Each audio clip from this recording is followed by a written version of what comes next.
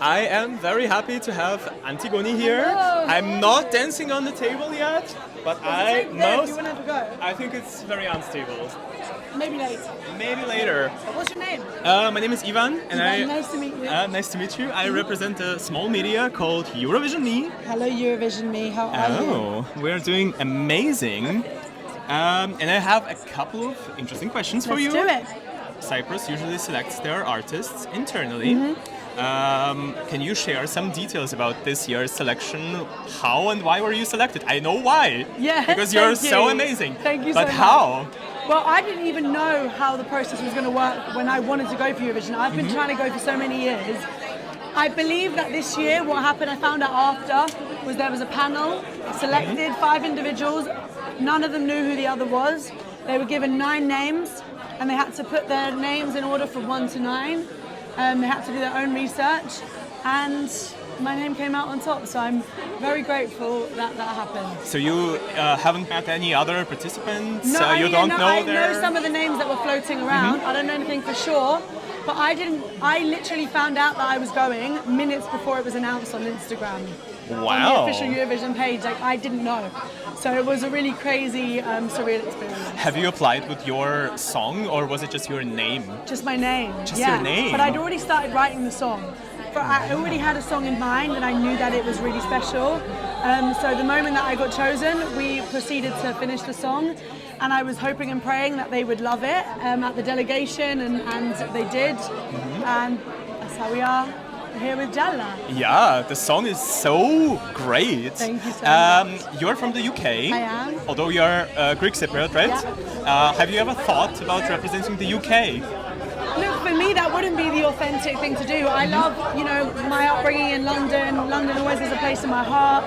And I'll always view it as, one of my homes. But my whole goal in my music, not just in the Eurovision, is to put Cypriot and Greek elements into it because I really, really want to share that with the world. So the Eurovision isn't the only time that I feel like I represent Cyprus. I feel like I've been doing that and I want to continue to do that in all of my career. I put the bouzouki and other Greek and Cypriot elements in all my music.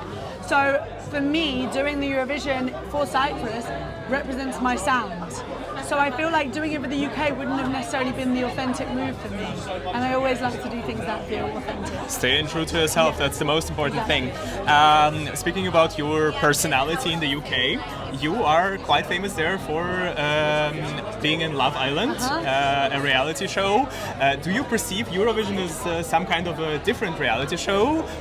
That's a really interesting question, but no, I don't. I don't see it as a reality show. I guess there's elements of interviews and real life character and things like that that makes, I know what you mean, but no, it's very different. And it's a dream that I've had since I was a little kid to do Eurovision, so I'm really grateful to be here. I can imagine.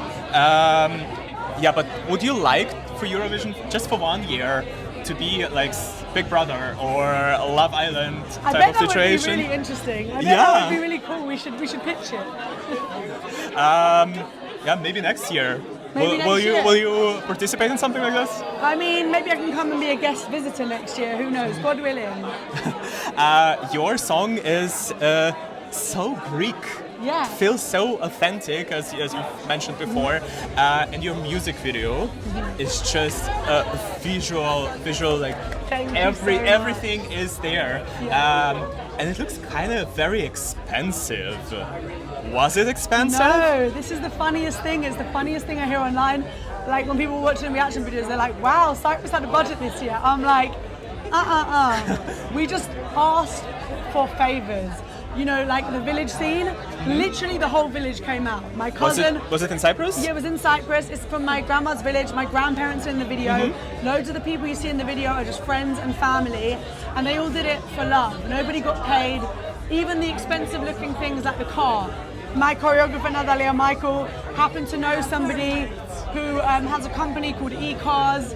And we got in touch with them and said, would you let us borrow a car for the video? So all the things that we did were pulling in favors, hustling, and I think that was the goal, to make a small budget look expensive, and I think we managed to do that. You definitely did manage to do that. Many artists, if not all of them, recently went to Vienna to meet with the broadcaster and maybe to film postcards. Blink twice if it was the case.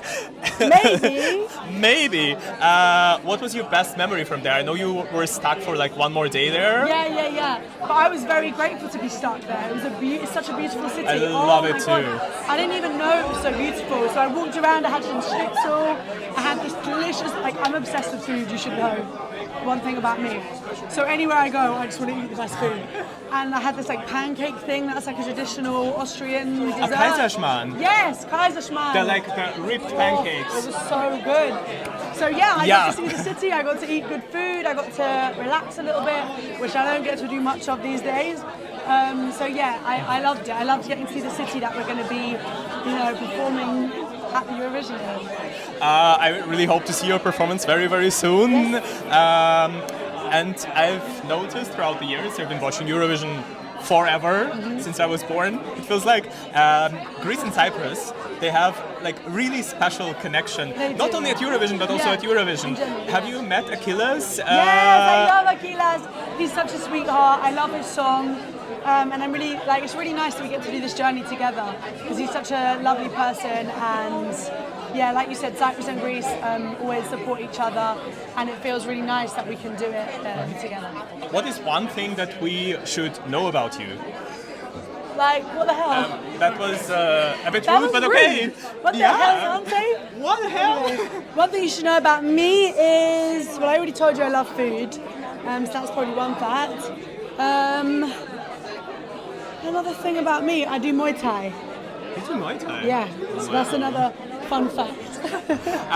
And to wrap this up, what should we expect from you this year on stage? And if you have some kind of a message for your fans, please share it.